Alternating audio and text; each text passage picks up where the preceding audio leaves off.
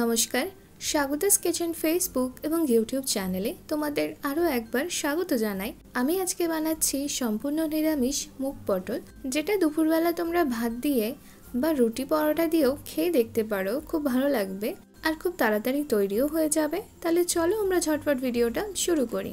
সবার প্রথমে তো আমি এখানে মুগ ডাল নিয়েছি। ডালের পরিমাণটা আমাদের একটু বেশিই লাগবে, কারণ গ্রেভিটা আসলে ডালেরই হবে। ডালটাকে আমরা 8 থেকে 10 মিনিট একটু লাল করে ভেজে নেব।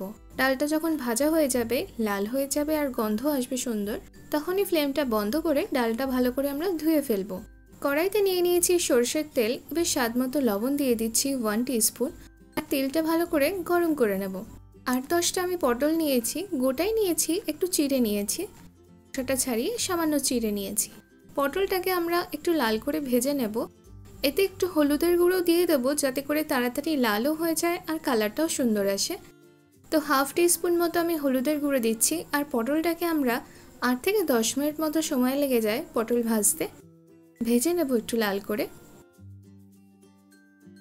এখানে দেখো পটলগুলো আমার ভাজা হয়ে গেছে, এগুলোকে এবার তুলে ফেলছি।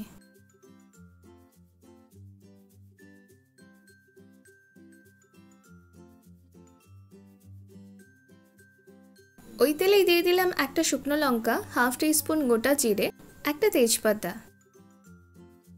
1/2 টিস্পুন আদা গ্রেটারে আমি ঘষে নিয়েছি, তোমরা চাইলে বাটাই দিতে পারো। আদা গ্রেটারে ঘষে নিয়ে একটু ভালো করে মিশিয়ে নিচ্ছি তেল আর মশলার মধ্যে। একটা টমেটো আর 3-4টে কাঁচা লঙ্কা কুচিয়ে নিয়েছি। টমেটো আর লঙ্কাটা দিয়ে দেবো আর ফ্লেমটাকে করে দেবো লোতে, যাতে আদাটা পুড়ে না যায়। ভেজে রেখে আমি যেটা ধুয়ে নিয়েছিলাম সে ডালটা দিয়ে দিলাম আর ভালো করে মিশিয়ে নেব। এবার একে একে সমস্ত মশলাগুলো দিয়ে দিচ্ছি। 1 টিস্পুন হলুদের গুঁড়ো, 1/2 টিস্পুন জিরের গুঁড়ো, মিশিয়ে নেব ভালো করে। স্বাদ মতো চিনি বা 1/2 টিস্পুন, একটু মিষ্টি দিও, নিরামিষ রান্না একটু মিষ্টি দিলে ভালো লাগে। 1/2 টিস্পুন মতো দিয়েছি হিং, মিশিয়ে নিচ্ছি। সামান্য জল দিয়ে দেব আর ডালটাকে আমরা একটু মশলার সাথে কষিয়ে নেব। 3 থেকে 4 মিনিট মতো সময় নিয়ে জলটা দিয়ে, অল্প জল দিয়ে মশলা দিয়ে ডালটা একটু কষিয়ে নেবে।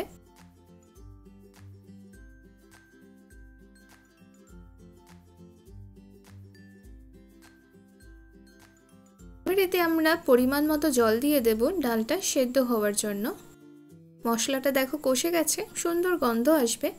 ঠিক এই সময় জল দিয়ে দেব আর ডালটাকে আমরা সেদ্ধ করে নেব 10 থেকে 15 মিনিট একটু ঢাকা দিয়ে মিডিয়াম হিটের মধ্যে।